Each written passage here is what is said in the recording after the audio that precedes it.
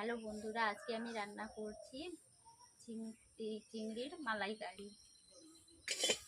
প্রথমে কড়াই বসিয়ে দিয়েছি, কড়াই গরম হয়ে গেছে, এতে আমি তেল দিয়ে দেবো।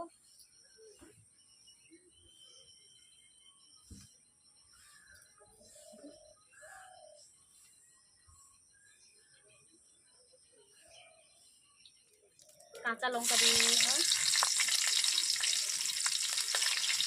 আদা বাটা, রসুন বাটা আর টমেটো একসঙ্গে দিয়ে দিলাম।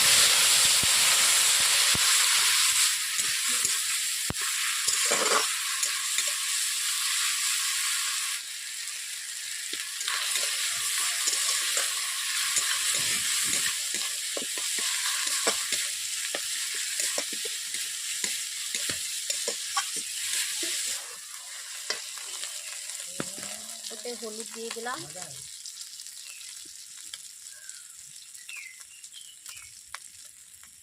আগে থেকে কাঁচা লঙ্কা দিয়েছিলাম, এই জন্য গুঁড়ো লঙ্কা দিইনি, কাঁচা লঙ্কা দিয়েছি। চিংড়ির মালাইকারি করবো, পেঁয়াজও দিইনি।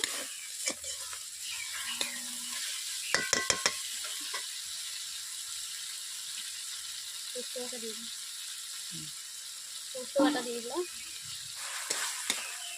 এরপর টক দিয়ে দিলাম।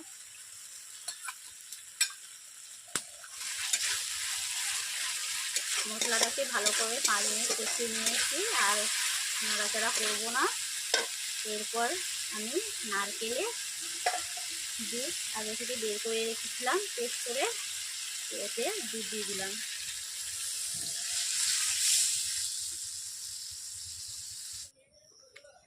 আগে থেকে মাছগুলো ভেজে নিয়েছি, তার জন্য দেখাতে পারলাম না। তরকারিটি জলটি ফুটতে যেতে আমি মাছ দিয়ে দিলাম।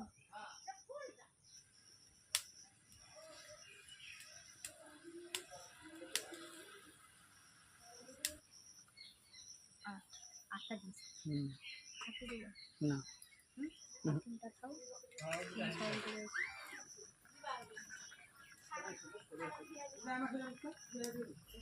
ঢেকে নিচ্ছি 5 মিনিটের জন্য।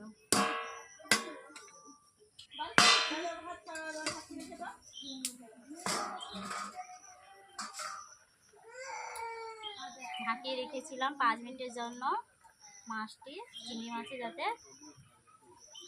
ভালোভাবে ভিতর থেকে মশলা ঢোকে, সেদ্ধ হয় ভালোভাবে।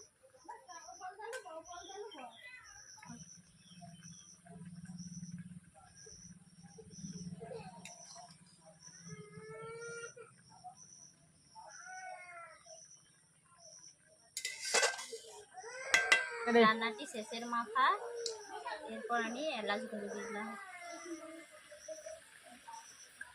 মালাইকারিতে চিংড়ির মালাইকারি বেশি কিছু মশলা লাগবে না, ওতে সামান্য প্রথমে তেল দিয়ে দিয়েছি, তারপর কাঁচা লঙ্কা, তারপর একসঙ্গে আদা, রসুন, টমেটো পেস্ট করে নিয়েছিলাম, ওতে দিয়ে দিয়েছি 2 চামচ হলুদ, পোস্ত বাটা,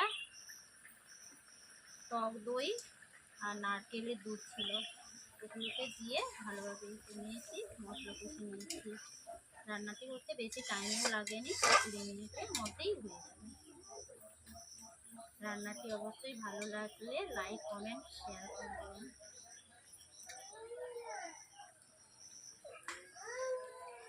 বন্ধ হয়ে রাখো, দেখেন